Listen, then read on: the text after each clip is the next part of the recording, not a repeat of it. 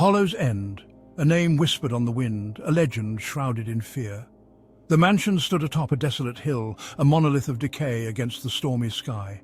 Its windows, like vacant eyes, stared out blankly, daring any soul to trespass. The mansion was a testament to a forgotten grandeur, now consumed by creeping vines and shrouded in perpetual twilight. Its once vibrant walls were now scarred and weathered, the remnants of paint clinging like decaying skin. The iron gates, rusted and twisted, stood open like the welcoming jaws of a predator. Stories clung to Hollow's End like cobwebs, tales of sudden disappearances, of chilling screams in the dead of night, and of a nameless evil that permeated every brick and stone. Locals spoke of the mansion with a mixture of fear and morbid fascination, warning travellers to keep their distance. But Hollow's End was more than just a decaying manor. It was a vessel of secrets, a magnet for the unexplainable. And it was about to draw in an unsuspecting soul, forever altering her destiny. Eleanor Vance, a woman haunted by her own past, felt an inexplicable pull towards Hollow's End. Having dabbled in the paranormal, she was drawn to the mansion's sinister reputation, a moth to a flickering flame. Eleanor had always felt like an outsider, adrift in a world that seemed oblivious to the shadows that flickered at the edges of reality.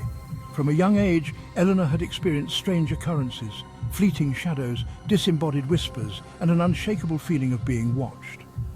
These experiences, dismissed by others as an overactive imagination, solidified her belief in the unseen world.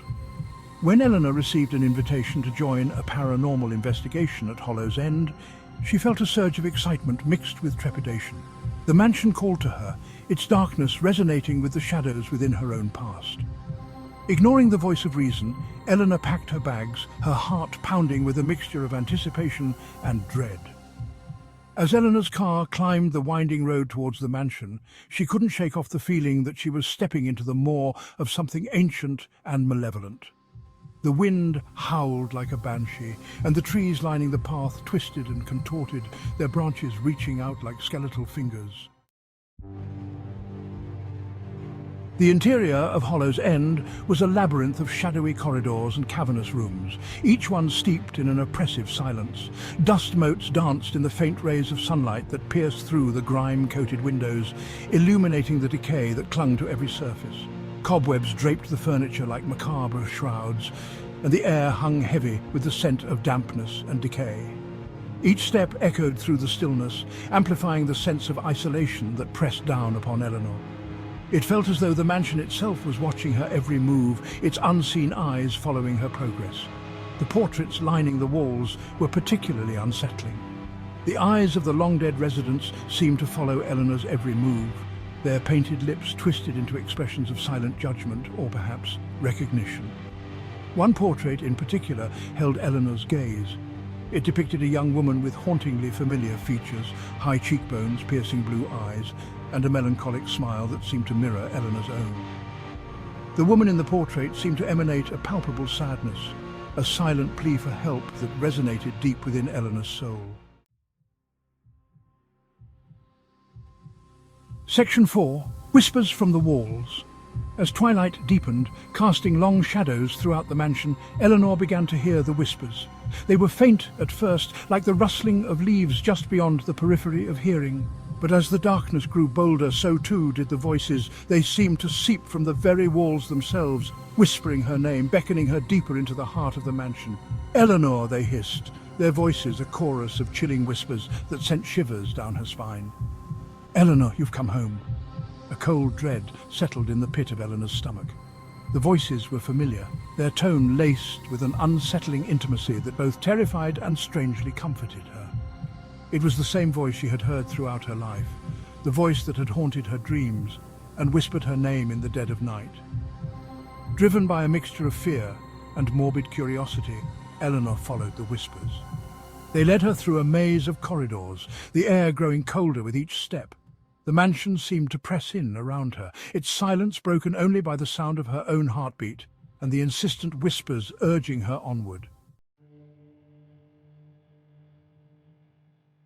Section 5. A Face in the Mirror. The whispers led Eleanor to a room at the end of a long, darkened hallway. The door creaked open as if inviting her inside, revealing a grand bedroom frozen in time. A massive four-poster bed dominated the room, its velvet curtains drawn tight, shrouding it in shadow. A dressing table stood against one wall, its silver-backed brushes and hand mirror reflecting the faint light emanating from the hallway. Drawn by an unseen force, Eleanor stepped towards the mirror, her reflection staring back at her with haunting clarity. But as she gazed at her reflection, a cold dread washed over her. The face staring back at her was no longer her own. It was the face of the woman in the portrait, her eyes burning with an eerie intensity. The woman's lips moved, forming words that echoed the whispers that had led Eleanor to this room. "Eleanor," she breathed, her voice a chilling whisper that seemed to originate from within Eleanor's own mind. "We are one." Section 6.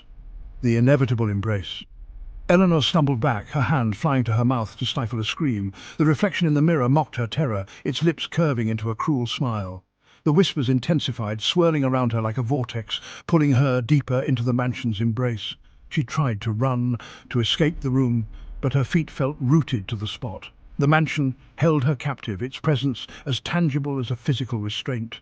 The realization dawned on her with chilling certainty. She was trapped, bound to Hollow's End by a force she couldn't comprehend. The face in the mirror was not a separate entity, but a reflection of her own destiny. Eleanor was not a visitor to this house of shadows, but a long-awaited inheritor, her fate intertwined with the mansion's sinister legacy. As the whispers surrounded her, pulling her into the darkness, Eleanor understood. There was no escape. She was home.